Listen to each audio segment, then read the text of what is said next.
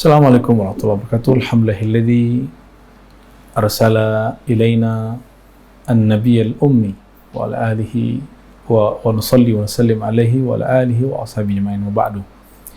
Sahabat Perti Kurma, percikan tinta kuliah Ramadan, insyaallah ke depan kita akan sedikit lagi mengulang sunnah Nabi yang jarang hari ini orang kerjakan di akhir-akhir Ramadan. Nabi SAW disebutkan dalam hadis Bukhari dan Muslim, kana ya'takifu fi ashril awakhir min Ramadan.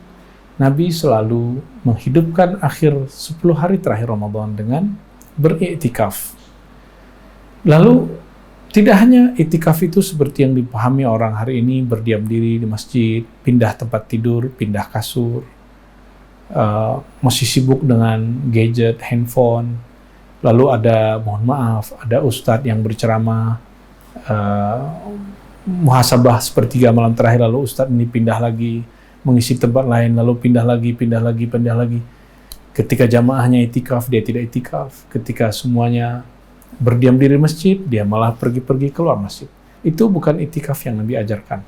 Itikaf yang Nabi ajarkan, Nabi SAW 12 bulan itu hanya 10 hari yang beliau ajarkan kita meninggalkan semua aktivitas duniawi, sedangkan 11 bulan 20 hari semuanya kita gunakan untuk hal-hal duniawi. Sahabat-sahabat Perti yang bukan Allah dan sahabat-sahabat Ahlus Sunnah wal Jamaah, jika benar kita ini Ahlus Sunnah, mengikuti sunnah Nabi, Nabi 10 hari terakhir meninggalkan aktivitas duniawi dan hanya sibuk dengan urusan i'tikaf. Bahkan disebutkan dalam hadis Nabi ketika hendak iktikaf itu para istrinya berlomba membuatkan khiba. Apa arti khiba? Itu semacam kelambu-kelambu atau kemah-kemah kecil yang terbuat dari kain untuk menjaga privasi di dalam beriktikaf. Atau kalau tempat di daerah Sumatera atau di beberapa wilayah di Jawa disebut dengan kelambu suluk atau bersuluk.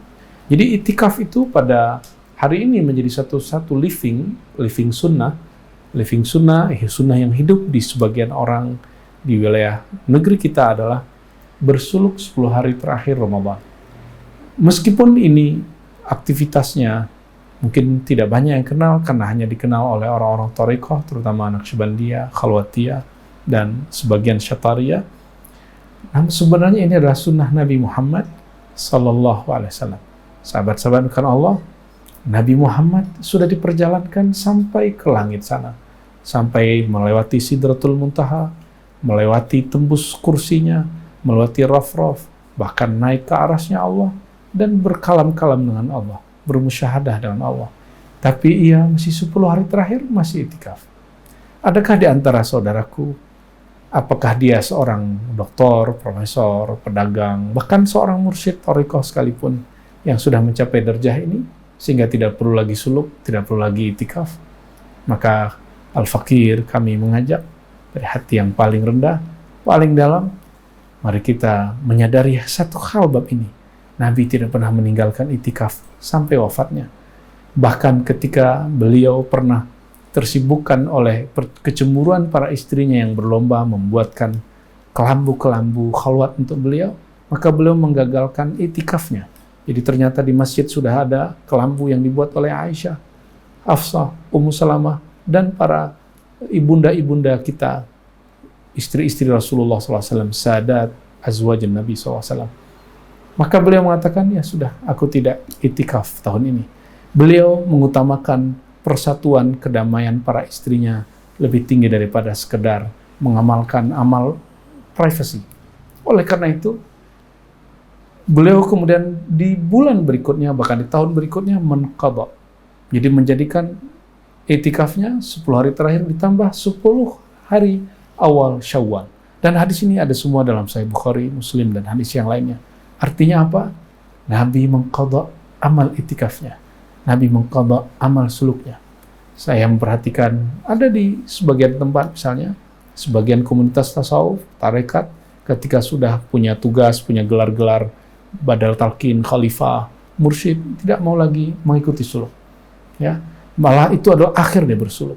Ini sangat menyedihkan, apalagi ketika ada di perkotaan, para asatis, para ustadz, da'i mengajak orang beriktikaf, tapi dia malah pindah-pindah ke masjid, dari masjid ke masjid.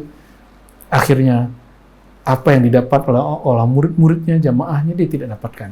Sahabat-sahabat makan Allah, ada ilustrasi mengenai iktikaf dan suluk itu, seperti dikatakan guru-guru kami, bersuluk beriktikaf itu mesti mengikuti manhaj Nabi, dan Nabi langsung memimpin suluknya. Oleh karenanya, kita pun menghidupkan sunnah itu dengan cara ada guru, mursyid, instruktur, ahli agama yang memimpin persulukan atau iktikaf. Supaya apa? Supaya ada kedisiplinan, ada yang ditiru, ada yang dijadikan suri toladan saat beriktikaf. Lalu yang kedua apa? Di saat beriktikaf, mesti kemudian ada al-maqs at-tawil. Berdiam diri dalam waktu yang lama, minimal. Kalau secara fikih, ya iktikaf mutlak mungkin hanya sesaat. Namun iktikaf sunnah yang diajarkan Nabi setelah Ramadan adalah 10 hari terakhir. Berarti hari ke-20 atau malam 21 kita memulai untuk iktikaf Ramadan. Apa maksudnya? Teman-teman yang Allah, sahabat-sahabat Allah, jika ingin telur atau kita sebutlah nur dengan ibarat telur yang ada dalam diri ini, ibarat telur yang diangkremin oleh seekor induk ayam, jika dia tidak selalu ditemani, dihangatkan, tapi malah induk ayamnya pergi-pergi, maka nur ini tidak akan menetas. Apabila ingin nur yang dalam diri kita, nur Ramadan yang dalam diri kita menetas, mari hidupkan sunnah iktikaf.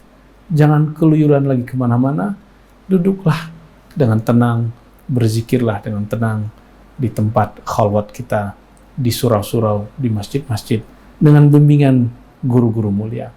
Semoga semua kita diberi kesempatan sampai meninggal, sampai kita nanti jumpa Allah, kita menghidupkan semua sunnah Nabi semampunya, wabil khusus pada bulan Ramadan ini, sunnah iktikaf atau bersuluk. Assalamualaikum warahmatullahi wabarakatuh.